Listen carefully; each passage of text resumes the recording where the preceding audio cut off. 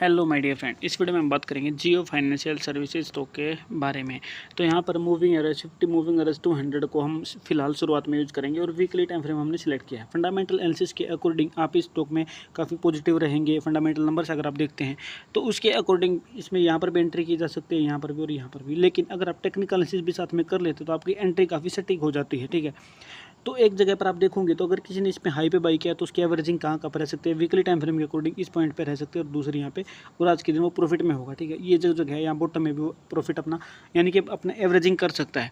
लेकिन एक fresh entry के लिए अगर आप टेक्निकल एनालिसिस करते हैं तो आप किस तरीके से उसमें एनालिसिस कर सकते हैं और क्या क्या हमारी इसमें स्टॉक में आगे चल के टारगेट रहेंगे। ठीक है, तो यहाँ पर मैं अपनी वीडियोज़ में बताता हूँ कि आप पिवट इंडिकेटर को एक बार यूज़ करके देखिए। पिवट जो है यहाँ पर मैंने इसकी सेटिंग्स चेंज की हुई हैं क्योंकि ये ट्रेडिंग के बेस पे हो सकता है कि आप इसमें फिबोनाची यूज़ करें। ठीक है, जैसे आप सेटिंग पे क्लिक करेंगे तो यहाँ पर ये टाइप है जो ये आप देखेंगे। ठीक है ना, टाइप है फिबोनाची। ठीक है ना, इसके ऊपर आपको क्लिक करना है और ट्रेडिशनल पे क्लिक करके ओके कर देना। ठीक है, सिंपल। और अगर मैं इसको अप्लाई करता हूँ तो आप यहाँ पर देखो। ठीक है ना, तो आपको काफ़ी चीज़ें क्लियर होंगी। ये वीकली टाइम फ्रेम है, वीकली टाइम फ्रेम के अकॉर्डिंग हमें प्राइस दिख रहा है कि S1 पे आके यहाँ पर कंसोलिडेट होता दिख रहा है। ठीक है, अगर आप इसको फिबोनाची करते हैं तो आपको दूसरी सेटिंग्स प्राइस दूसरे तरीके से मूव करता दिखेगा। ठीक है, तो जैसे आप फिबोनाची करते हो तो आपको यहाँ पर जहाँ पर S1 था वहाँ पर आप देखो यहाँ पर S2 आ गया और प्राइस यहाँ पे आके रुक रहा है। ठीक है, यानी कि फिबोनाची के अकॉर्डिंग भी नंबर जो है काफ़ी सही सटीक काम कर रहे हैं। ठीक है, और ट्रेडिशनल में भी काफ़ी सटीक काम कर रहे हैं। लेकिन अगर आप देखोगे तो फिबोनाची में जो ये सपोर्ट और रेजिस्टेंस के बीच का गैप है, ये नंबर्स है, जो परसेंटेज है, ये कम हो जाती है, ये वेरी करती है। ठीक है ना, यहाँ पर मैं आपको दिखाना चाहूँगा पिवट लाइन पर। ठीक है, इसके बाद से R1 R2 यहाँ पर अब आप देखोगे ना वहीं पर आपको प्राइस रुकता हुआ दिखेगा हर जगह पे।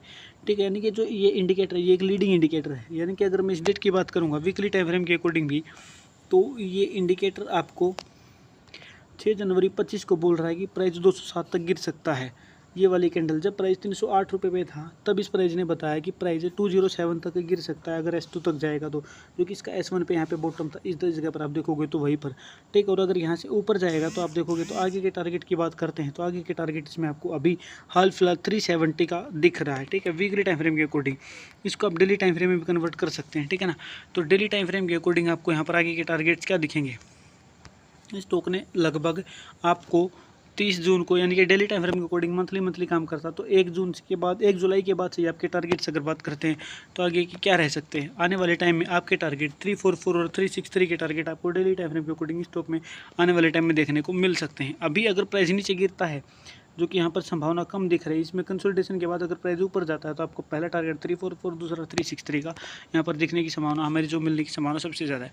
मैं बताना चाहूँगा कि मैं सेबी रजिस्टर्ड नहीं हूँ, इन्वेस्टमेंट की सलाह नहीं दे रहा हूँ, लेकिन जो ये चीज़ आपको समझा रहा हूँ ये आप इसको खुद ट्राई करके देखिएगा। ठीक है, आप अपने दूसरे स्टॉक्स पर इसको अप्लाई करके देखिए। जो पिवट इंडिकेटर है इसको, ये एक लीडिंग इंडिकेटर है। आपको बहुत सारे इंडिकेटर्स, क्या 99% इंडिकेटर आपको लैगिंग मिलेंगे जो पुरानी एवरेज को कैलकुलेट करते हैं।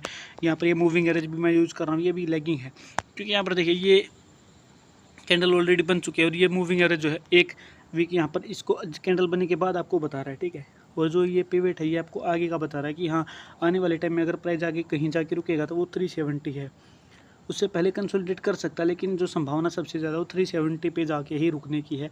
अदरवाइज प्राइस थोड़ा बहुत कंसोलिडेट कर सकता है, लेकिन 370 का टारगेट मिलने की संभावना सबसे ज़्यादा स्टॉक में हमें दिख रही है। तो मुझे उम्मीद है चीज़ आपको समझ में आई। ये वीडियो आपको पसंद आई, वीडियो को लाइक करें और चैनल को सब्सक्राइब किए बिना बिल्कुल भी ना जाए। Thank you very much.